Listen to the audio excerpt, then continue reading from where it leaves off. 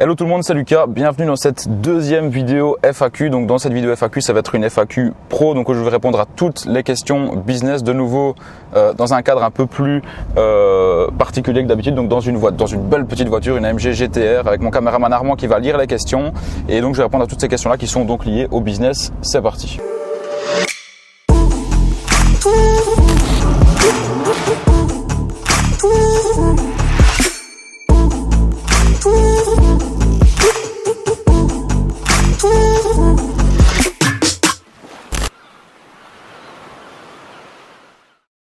Alors, je préfère pas un des deux, mais en gros, le dropshipping c'est très bien quand t'as pas beaucoup d'argent pour commencer à générer ton cash flow. Et après, pour moi, la crypto, je la considère vraiment comme un investissement long terme et pas court terme. Je fais pas du trading dans la crypto.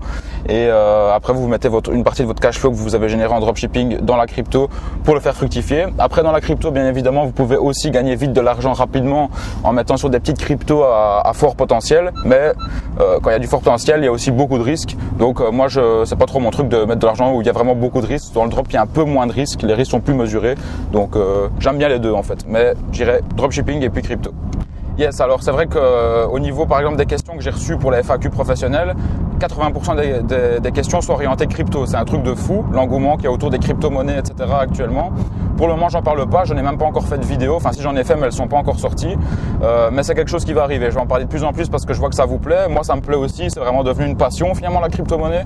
Donc ça va arriver. Vous inquiétez pas, ça va arriver. Il va en avoir de plus en plus. Je vais vous dévoiler mon portefeuille, etc., etc. Alors c'est pas prévu du tout parce que pour le moment je me considère pas comme expert en immobilier. J'ai déjà touché à quelques trucs, j'ai fait mes premiers achats. Pour le moment j'ai 4 unités locatives ici en Belgique. Peut-être quand j'en aurai, j'espère un jour peut-être 30, 40, mais pour le moment c'est pas le cas. Et je me vois mal proposer une formation après seulement avoir fait quelques opérations. Donc pour le moment c'est pas du tout prévu ni dans mes plans quoi. Alors les pays à cibler, absolument tous les pays qui sont bancarisés. Maintenant au niveau des influenceurs, bien évidemment si vous débutez, ça je l'ai déjà répété plein de fois, mais il y a encore plein de gens qui me posent la question, c'est pas la France, ni la Belgique, ni la Suisse. Allez plutôt sur des pays où ils sont bancarisés et où il n'y a pas énormément de concurrence. Donc je pense notamment aux pays nordiques, à la Russie, tout ce qui est pays d'Amérique du Sud aussi, il y a encore beaucoup de place à se faire, tout ce qui est Colombie, Mexique, etc. Et alors les pays du Moyen-Orient, il y a vraiment moyen d'aller chercher pas mal là-bas. Donc différenciez-vous, faites ce que les autres ne font pas, allez sur ces pays-là. Où il y a beaucoup de potentiel et pas encore beaucoup de concurrence comme on peut avoir justement ici en Europe quoi.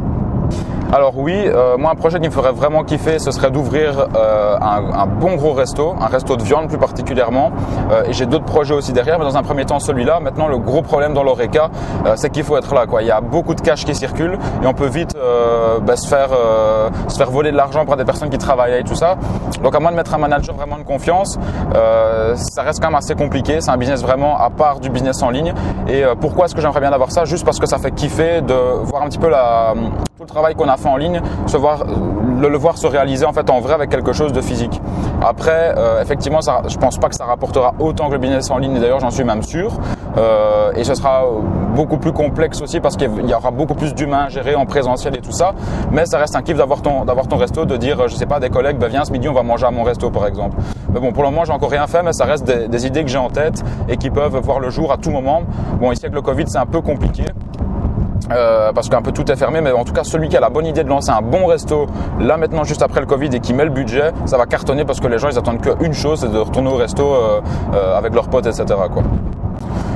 Super difficile à dire. Je pense un petit peu pour tout le monde qui est indépendant ou entrepreneur, c'est super compliqué même si on a quelques objectifs en tête. Donc c'est très difficile à dire. En tout cas, ce que j'espère d'un point de vue professionnel, c'est d'être à fond dans l'immobilier. Je veux dire que plus de 50% de mon temps soit alloué à l'immobilier parce que c'est vraiment quelque chose qui me plaît.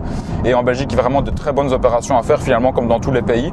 Donc voilà, l'immobilier, toujours continuer aussi un petit peu le business en ligne bien évidemment.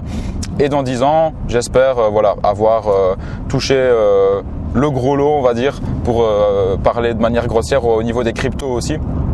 Parce que ça va faire que augmenter. Mais donc voilà, immobilier dans la grande majorité du temps, on va dire. Alors les gens pensent que tous les entrepreneurs sont là occupés de lire des livres, de se former, etc. Moi c'est quelque chose que j'ai fait beaucoup au début, j'ai beaucoup lu, j'ai peut-être lu 5-6 livres qui m'ont totalement retourné le cerveau. Aujourd'hui ça doit bien faire un an, je pense que j'ai plus du tout ouvert un livre et que j'ai plus lu une ligne dans un livre parce qu'en fait ça me saoule un petit peu, j'ai vraiment du mal à m'y mettre tellement qu'aujourd'hui tout va vite avec les réseaux sociaux, etc. qu'on a des informations rapidement. Se plonger dans un livre ça demande vraiment de se poser et de lire. Et je me rends compte qu'aujourd'hui j'apprends peut-être parfois beaucoup plus à parler avec des gens, à rencontrer des gens dans certains milieux que de lire un livre en entier pendant 10 heures quoi. Mais les deux sont bons, c'est juste qu'ici je vous avoue que j'ai un peu eu la flemme à ce niveau-là, donc voilà, je lis pas énormément par rapport à ce qu'on peut croire. Bon ben ça j'en ai déjà fait des vidéos, mais pour moi non, il est pas mort, il évolue juste. En fait le dropshipping c'est un business model et la manière de le faire ne fait qu'évoluer au niveau des réseaux sociaux, etc. Les réseaux sociaux sont en constante évolution, donc non c'est très loin d'être mort. Dans 10 ans ça existera encore toujours, mais peut-être de manière totalement différente voilà, que ce qu'on fait aujourd'hui quoi. Alors la BM c'est une 230i que j'ai achetée il y a maintenant 2 ans. Alors ça c'est une question qui revient le plus souvent pour le dropshipping. Il y a quelques années en arrière j'aurais dit 500 €. Maintenant pour vraiment faire large, entre 1500 et 2000 € vous êtes vraiment bien pour commencer, pour votre site, pour payer des influx, pour payer quelques applications, etc. J'irais 2000 €, vous êtes bien quoi, pour commencer. Alors si vraiment je m'écoutais et que je voulais déconner à fond, très honnêtement ce serait ce type de voiture-ci par exemple. Mais mettre par exemple cette voiture-ci c'est 200 000 €, mettre 200 000 € ici dedans je pense pas. Mais si vraiment je m'écoutais à fond ce serait une Huracan, la dernière version directement, parce que c'est juste un gros kiff en fait, ou une 488 mais pas le dernier modèle, celui juste avant, que j'aime d'ailleurs un peu plus, je sais pas pourquoi mais je l'aime un peu plus. Mais donc ce serait l'une des deux si vraiment je devais craquer. Et pour être un peu plus raisonnable, je pense partir plutôt vers quelque chose comme Porsche ou même carrément peut-être un SUV. Donc voilà, à voir, mais pour le moment rien n'est décidé quoi. Comment je me suis lancé? Tout seul. Je me suis lancé tout seul. Et comment je me suis lancé? J'avais fait un site sur des produits de voyage et de survie. Donc pour ceux qui habitent au Canada, ils connaissent très bien ça. Donc la survie en forêt où ils partent avec très peu de matériel. Ils vont passer un week-end comme ça. Donc j'en ai des bracelets qui faisaient allumettes, qui faisaient boussole, où on pouvait tendre un fil pour mettre son linge, etc. dessus. Enfin bref, nous je me suis lancé comme ça un petit peu par hasard et je me suis lancé avec des groupes, avec des pages Facebook à l'époque, des pages Facebook qui avaient beaucoup plus de portée qu'aujourd'hui, où je payais l'administrateur 50 € pour qu'il mette un post de moi dans des groupes de survie, de voyage et tout ça. Et derrière ça faisait plein de ventes, donc c'était finalement déjà du marketing, un peu d'influence. Donc c'est comme ça que je me suis lancé en fait. Alors plus grosse source de revenus en ce moment, j'en ai pas mal, je vous avais déjà fait une vidéo là-dessus, mais je dirais que pour le moment vraiment la crypto, même si ça fluctue énormément, mais quand je vois ces derniers mois ce que j'ai fait, ça reste la crypto. Et alors un nouveau business que j'ai créé aussi sur le côté,